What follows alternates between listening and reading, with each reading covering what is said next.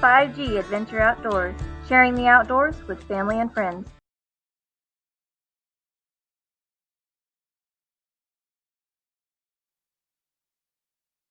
Hey everybody, it's 5G Adventure Outdoors. Today we're going to be doing an anchor trolley install on the LIFETIME Tamarack kayak. And we're just checking our instructions before we get started to see where everything needs to go. Alright guys, first things first. Right now I am marking out the pad eye. This is a starting point for your anchor trolley install.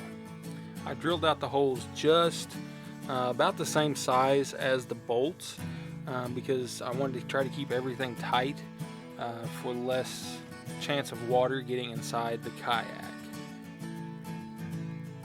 We selected to use the stainless steel bolts that were given.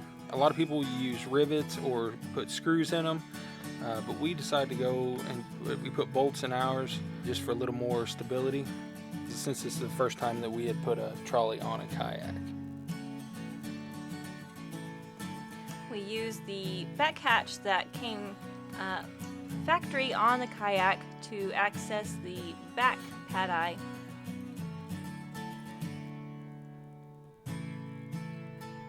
And you want to install your anchor trolley above the water surface, but you want to make it low enough on your kayak to where easy accessible and it is relatively close to the water.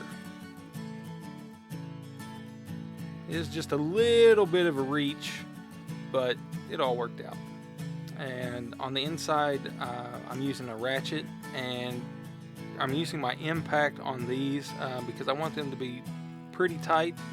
Again, you don't want to over tighten them because the pad eyes are just a plastic, and you are putting in stainless steel bolts into the plastic kayak. So you want to make sure you get them nice and tight, but they don't have to be overly tight. Now you put the carabiner on with the pulley. There's our first side. So that's the back of the Tamarack. Now we're going to go to the front to do the same thing again on the front side. The directions tell you where you need to measure from the bow and the stern of the kayak to start your install. So I will link below the kit that we got from Amazon. And they come with the instructions that tell you about how far from the front and back that you need to place the pad eyes. And once again, just lining up your holes and drilling it out does create a little bit of a mess. To be able to use bolts on the front, we actually had to install a front hatch. The Tamarack does not come with a front hatch from factory. So we installed a 6-inch round hatch on the front of the Tamarack so that we could reach in and be able to put the nuts on the back of the bolts for the pulley.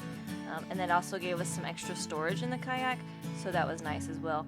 I will link the video for that install below if you're interested. Again, we chose to go with using the bolts rather than using pop rivets or screws. I thought they'd be a little bit more sturdy, and since we had put a hatch in the front, it just worked out for us to be able to do that. So when you're working blind, it takes a little while to actually get the nuts started, but again, we prefer to use the bolts just to make it more secure.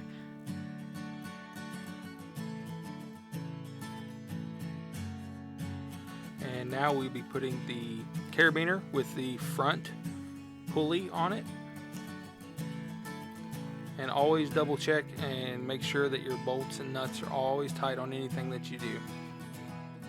Alright, so what you didn't see is us putting the rope on, and basically you just have to string the rope through the pulley, and now we're trying to decide where to put the anchor cleat, and Puppy Dog was trying to help. So you want to make sure that you sit in your kayak and you see where it's going to work for you best.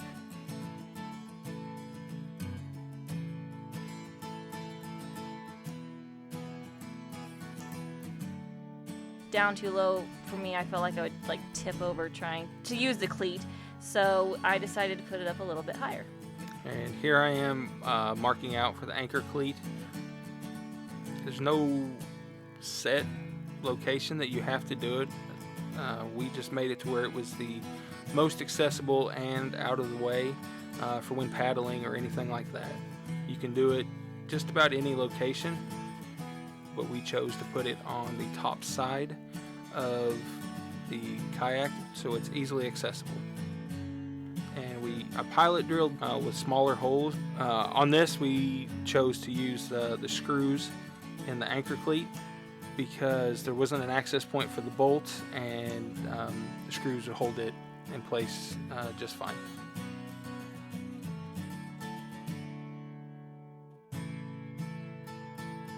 I used my impact to lightly put the screws in.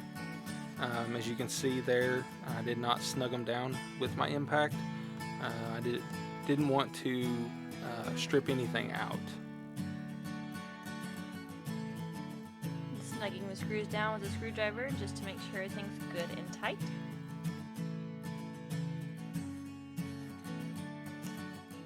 And that's the zigzag cleat. The trolley did come with a lot of extra rope, so you would just have to measure out, make sure you got it nice and snug before you cut off the rope. And here I am marking out for the rope guides. We chose to get some guides that have the rope will go through it, and then it has a bottom guide to keep the bottom side of the rope secure.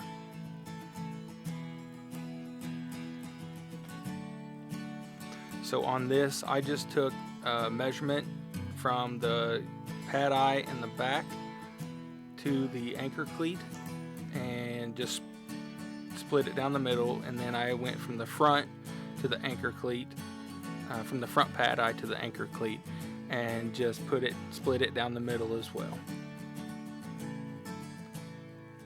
So you can see that we are using the guide pad eyes, and it's Yak Attack brand, and I will link those below. But like Alan said, it's the top rope will run through the pad eye, and then it's got the guide portion on the bottom. It just kind of keeps the ropes more neat and in order. And I set this to where the rope will set on the kayak. It's about the same as it does in the pulley. And make sure before you screw them down that your rope is running through the pad eye so you don't have to thread it through later. I drilled some pilot holes and used screws on this as well. And again, I just use my impact to just get them started and get them snug, and come back with the Phillips head screwdriver to tighten them down. And before you tighten them down, you want to make sure that your rope is not pinched under the pad eye.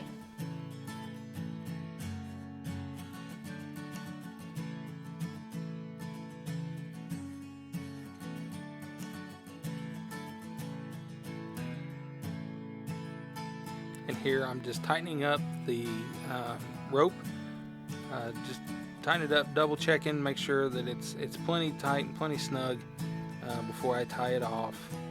And like I said, that it comes with a lot of extra rope, and I actually left it just a little bit long so I could adjust it at a further date, because it will stretch a little bit with time and with use. So I just left it a little bit long to give myself just a little bit of leeway. Now you have the D-ring that you can run your anchor rope through, and you can anchor off of any point on the side of your kayak. And I have had it in the water and I've tried it out, and it works really well. Being able to point yourself with the wind and being able to anchor off the back or the front of the kayak is very beneficial, and it works wonderfully. Be sure and stay tuned. We will be doing more videos like this. I personally have the Lifetime Yukon. I will be doing a video on DIY outriggers. Stay tuned to that. Give us a like and a subscribe. Talk to you guys later.